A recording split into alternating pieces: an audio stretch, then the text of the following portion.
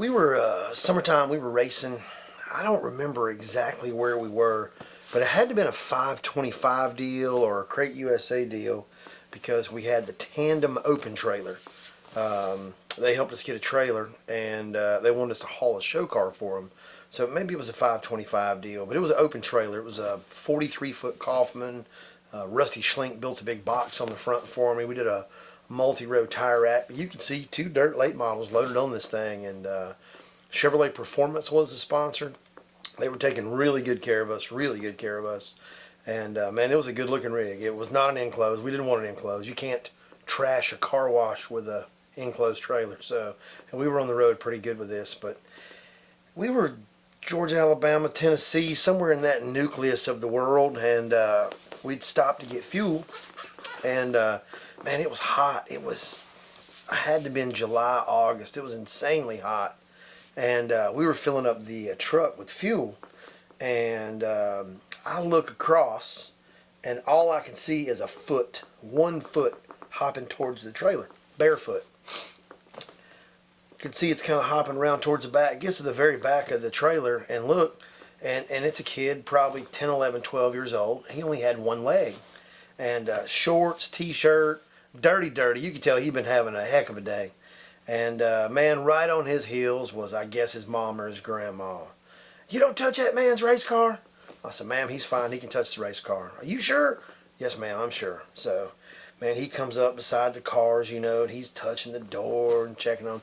And you can see, man, this kid is starry-eyed. He's blown away. He's never been this close to race cars in his whole life. So we had the black car and we had the yellow car. And he is just this yellow car, man. He is eat up with this thing.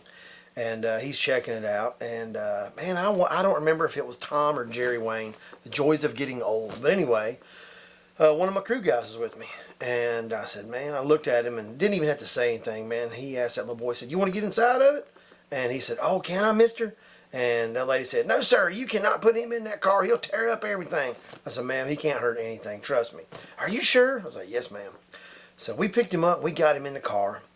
And he's sitting there, we put the steering wheel back on. And, man, he's in there doing race car noises and the whole thing. And we were pretty close to wherever we were racing that night. I really don't remember where it was. But I asked the lady, I said, "Are you guys local?" She goes, "Yeah, we just live up the road here a little ways."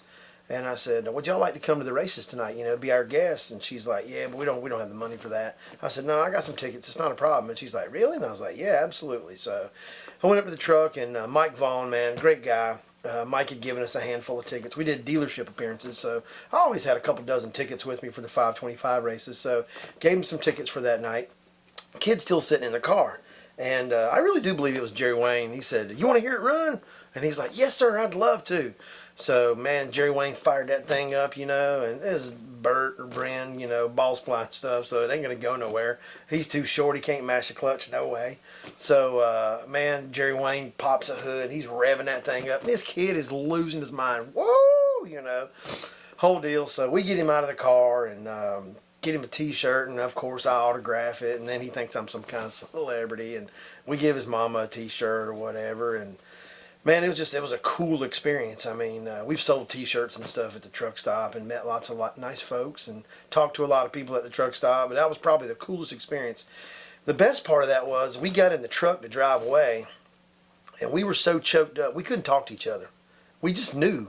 We knew that was what it was all about. It didn't matter if we ever made another lap in a race car again. What had just happened at that truck stop was absolutely what automobile racing and short track racing is all about. So we always hope to find more experiences like that where we can share our love of the sport with especially with children who love the sport too, man. But don't know where that little boy is today, man. That's been 10, 12, 15 years ago. I imagine he's a grown man somewhere, but hopefully we left the same fond memory on his heart that he left on ours.